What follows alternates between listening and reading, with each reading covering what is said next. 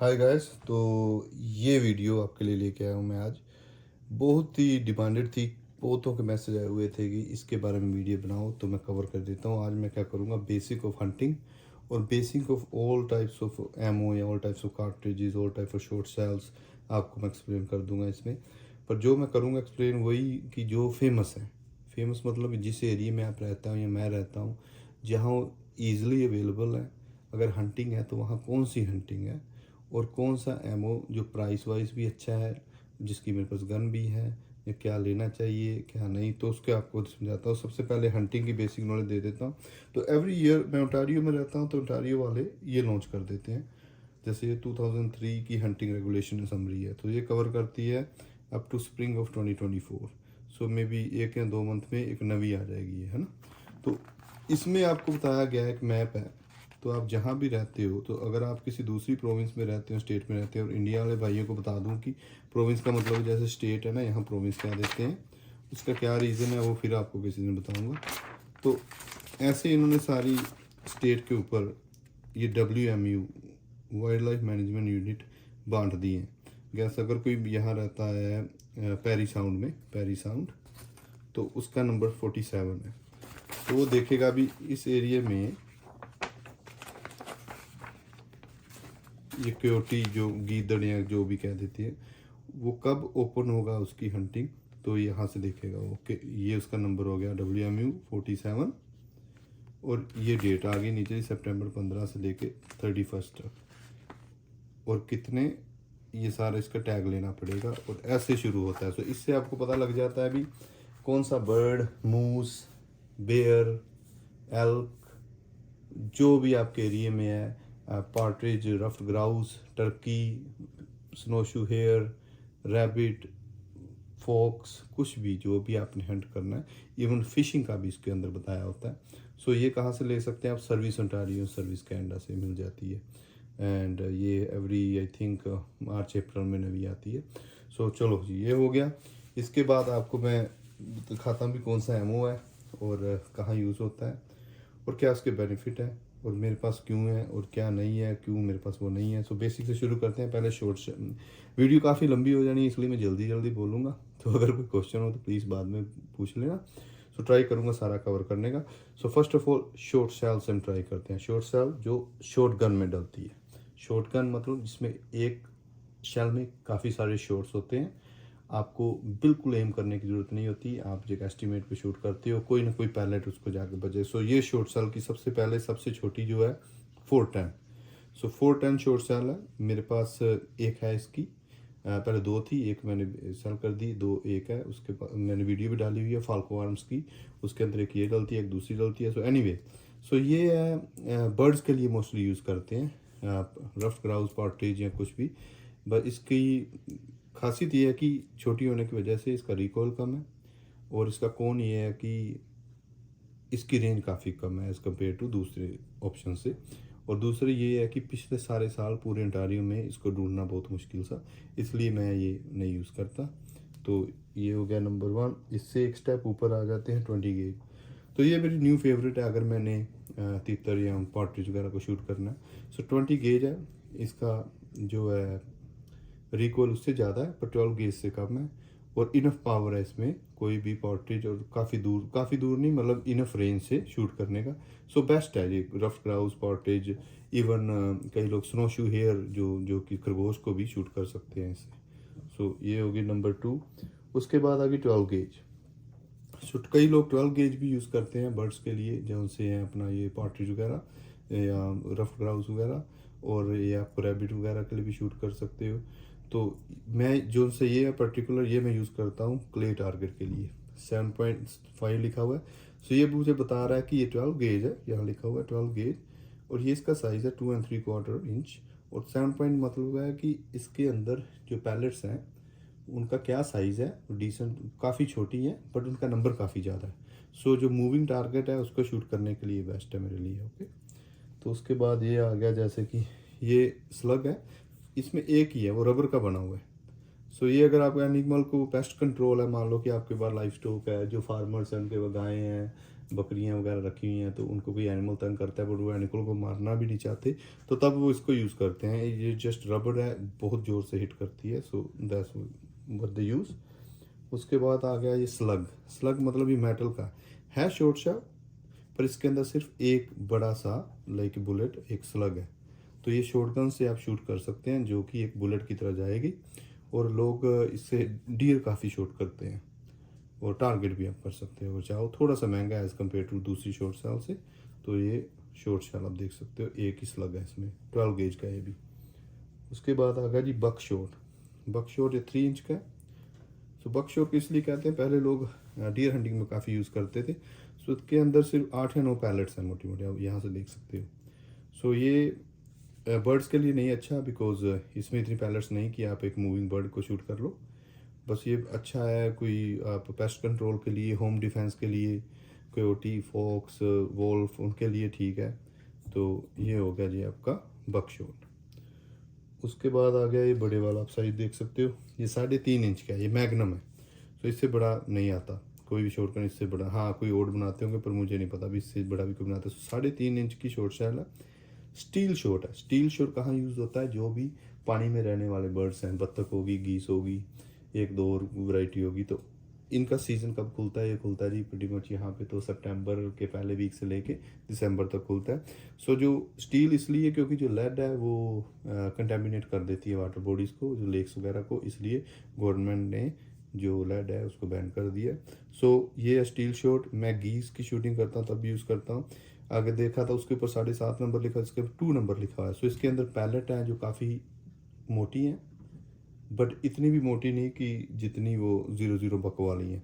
So it enough thick है कि एक बड़े बर्ड को लाइक गीस को, बत्तख को, काफ़ी बड़ी 3-4 किलोग्राम की, उसको बर्ड को ये चीर के उसके मांस तक हिट कर दे ताकि उसे गिरा सके। सो स्टील शॉट 3.5 इंच का फ़ायदा ये है कि इनफ पावर होती है, काफ़ी पैलेट, और जो नीचे पाउडर है वो भी काफ़ी है, तो आपको इनफ पावर चाहिए एक उड़ते हुए बर्ड को गिराने के लिए। सो बड़े वाले बर्ड को, बत्तख को गिराने के लिए, क्योंकि उनका जो फैदर है वो काफ़ी थिक होते हैं। सो ये हो गया जी बेसिकली शॉर्ट शैल्स। इसमें कई चीज़ें मिसिंग है, कई लोग 10 गेज होगी, 28 गेज होगी, वो यहाँ मिलती नहीं। मेरे पास पहले 10 गेज की शॉटगन होती थी, एमओ मिलना मुश्किल है। 16 गेज की भी है, बट वो बीच के नंबर है, कईयों को बेटर लगती है, बट मैं बेसिक रखता हूँ, और जो एमओ रेडली अवेलेबल हो। तो मेरे पास 12 गेज की तो काफ़ी शॉटगन्स है, बहुत बड़ी हैं। 20 गेज की मेरे पास स्टोगर की पड़ी है, और जो 3.5 इंच की चैम्बर वाली है वो मेरे पास एक पहले इस में ही होती थी, एक और अभी मैंने लेनी है। बट मेरे पास जो मैं यूज़ करता हूँ हंटिंग में बेनेली नोवा। सो उसके अंदर मैं मॉडिफाइड चोक लगाता हूँ, और ये वाली शैल उसमें डलती है, और किसी शॉटगन में ये नहीं डलती बिकॉज इट्स टू बिग। सो ये हो गया जी सारे। तो इसको रख के आपको पीछे अब मैं राइफ़ल की एमओ का दिखा देता हूँ, छोटी से शुरू करता हूँ। सबसे पहले है ये वाली, ये हर किसी के पास होनी चाहिए मेरा मानना है, अगर आप गन एंथुसियास्ट हो। 22 LR रिम फायर है, इसके पीछे आप देखिए गोल सर्कल नहीं है as compare to other ones. Rim fire का मतलब ये है कि जो पंक्चर होना है उस साइड में रिम पे होगा, तभी फायर होगी और ये आगे जाएगी। सो ऐसे बॉक्स में आती है बड़े में, 500 अराउंड $50-60 की आ जाती है। सो टारगेट प्रैक्टिस के लिए, यंग शूटर्स के लिए, अगर आपने काफ़ी शूटिंग करनी है, आपने अपना हाथ बिठाना गन पे, दिस इज़ द बेस्ट। आप इससे पॉर्ट्रेट भी शूट कर सकते हो, अगर आप टू गुड हो, आप फॉक्स, रैबिट भी शूट कर सकते हो, और यंग शूटर, लेडी शूटर के लिए बेस्ट है। रेंज भी इसकी डिसेंट है, काफ़ी डेडली भी है, ये नहीं कि छोटी है इससे कुछ नहीं होगा, नो इट्स वेरी पावरफुल। और ये हर किसी के पास एक तो गन होनी चाहिए अगर आप गन एंथुसियास्ट हो। सो 22 LR माई फ्रेंड्स। उसके बाद ये 22 मैग्नम। सो नाम से आप जान चुके होंगे, सेम थिंग है 22 LR जैसे, बस साइज़ ऑलमोस्ट डबल है, तो इसको मैग्नम कह दिया। क्यों? इसमें पाउडर ज़्यादा है, पावर ज़्यादा है। सो जहाँ कईयों को वो नहीं पसंद बिकॉज टू स्मॉल, सो आप इसको यूज़ कर सकते हो, बस इसका प्राइस ज़्यादा है, ये $20 में 50 आती हैं। सो आपके पास ये भी ऑप्शन है, सेम थिंग रिम फायर।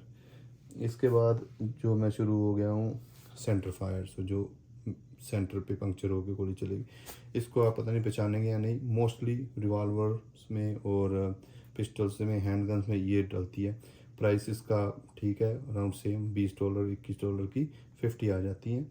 आजकल ये फेमस है क्योंकि हैंडगन्स वगैरह तो बैन हो गई हैं कनाडा में, but there are some PCC क्या देते हैं, पिस्टल कैलिबर कार्बिन, तो वो काफ़ी फेमस हुई पड़ी हैं सेमी ऑटो।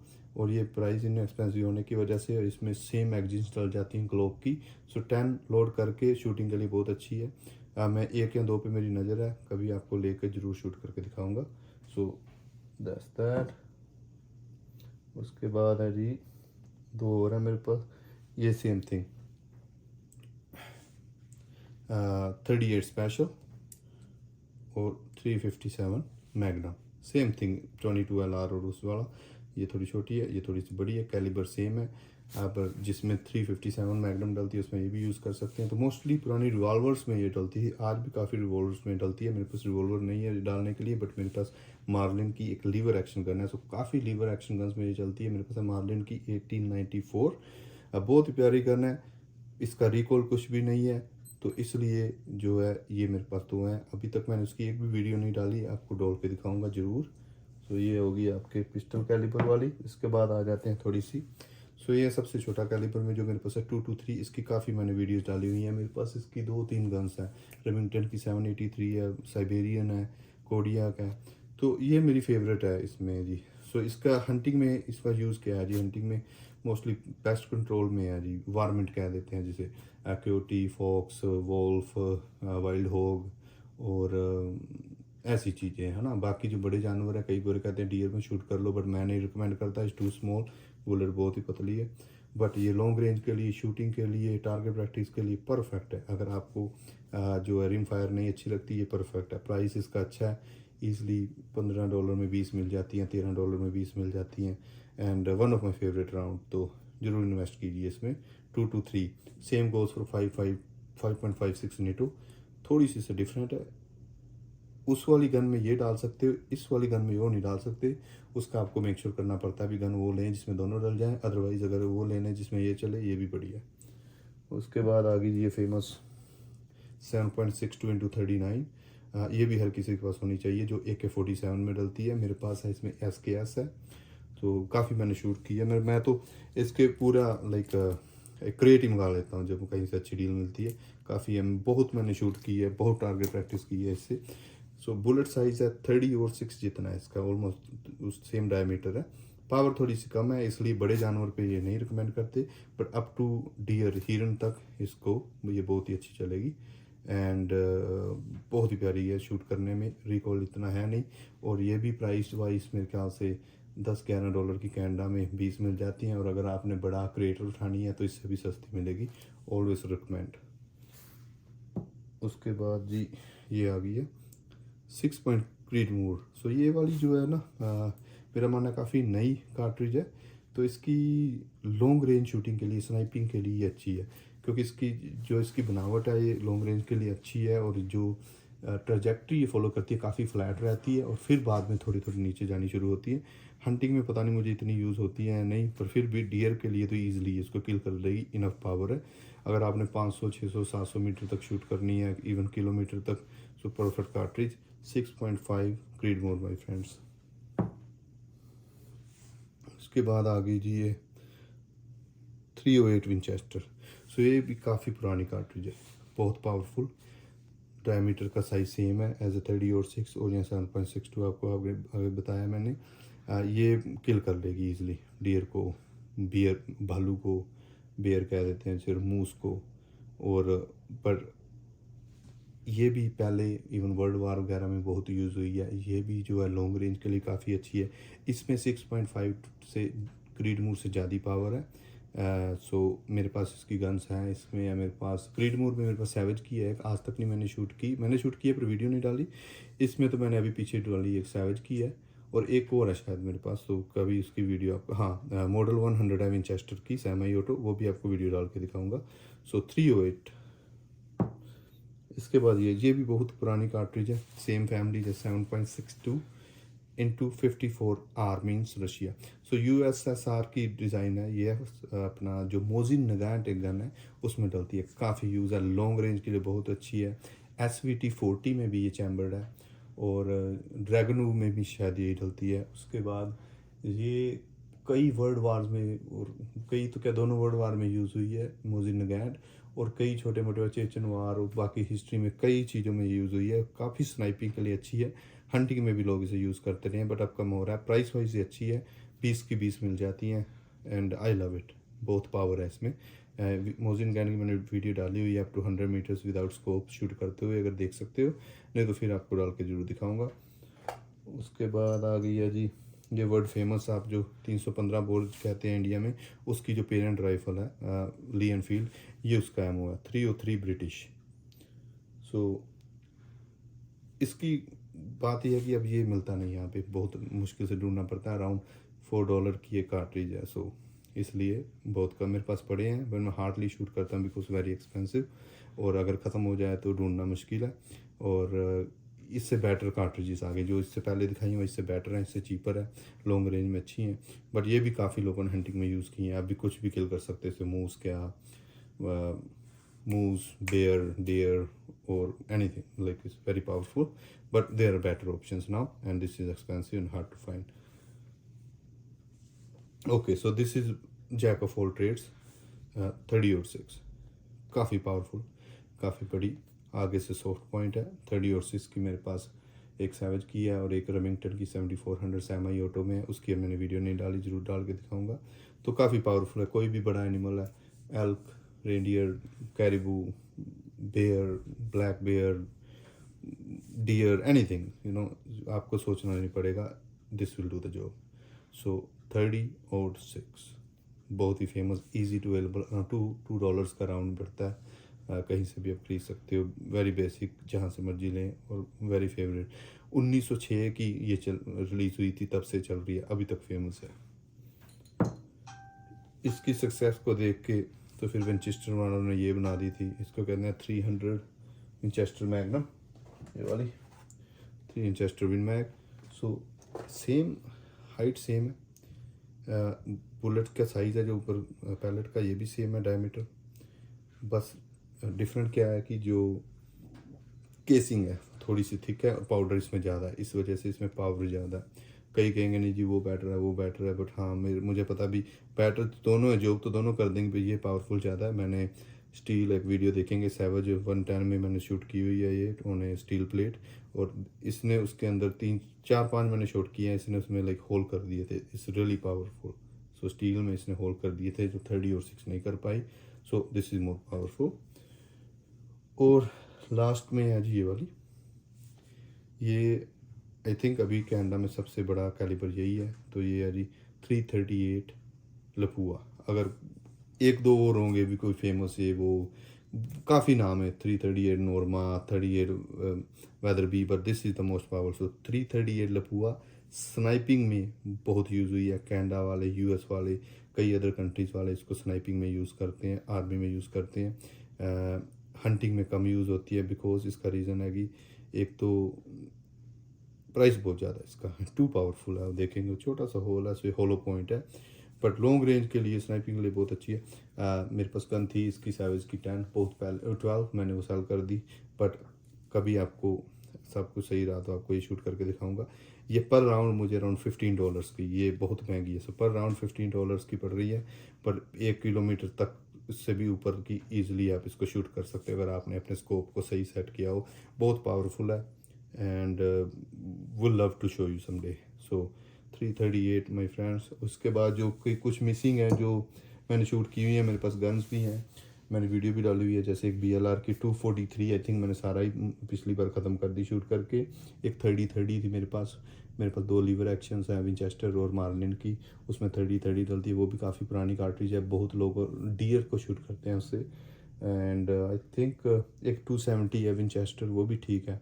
सो ये कुछ चीज़ें और हैं, और अगर आप कहें कि भी इससे भी ज़्यादा, हाँ इससे भी ज़्यादा मैं उठा सकता हूँ, मेरे पास पड़ी भी हुई हैं, बट बात ये आ जाती है भी उनका अब एप्लीकेशन कम हो चुकी है, क्योंकि उनसे बेटर अल्टरनेटिव आ सके हैं ये वाले, और ये रेडली और ईज़िली अवेलेबल हैं, तो इसलिए ये प्राइस वाइज भी अच्छे हैं। सो ये बेसिक है, सो ये होना चाहिए। इसके बाद तो अगर आपने किसी वैसे 224 रूगर है, 224 स्विफ्ट है, ऐसी चीज़ें हैं, वो फिर डिफरेंट है अभी। हाँ, अगर आप कंपटीशन में जा रहे हो, आपको फास्ट चाहिए, ये वो, पर ये बेसिक है जो आपको दिखाया है। जो मेन में जैसे पे मैंने कहा अभी ये होनी चाहिए, वो तो होनी ही चाहिए, because price wise, shooting wise वो बहुत ही फन है। So guys that's it. थोड़ी जल्दी बोला हूँ, सॉरी, बिकॉज अदरवाइज वीडियो काफ़ी लंबी हो जानी सी। एनी क्वेश्चन प्लीज़ पूछना ना भूलें। कोई भी क्वेश्चन हो इसी वीडियो के रिलेटेड भी, कोई क्वेश्चन अगर मैंने गलत बताया हो प्लीज़ मुझे बताइए, and I will try to answer in next video. Thank you very much.